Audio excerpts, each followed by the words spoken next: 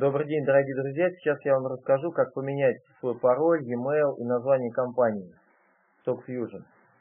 Мы находимся в видеокоммуникационном центре. Сползаем вниз.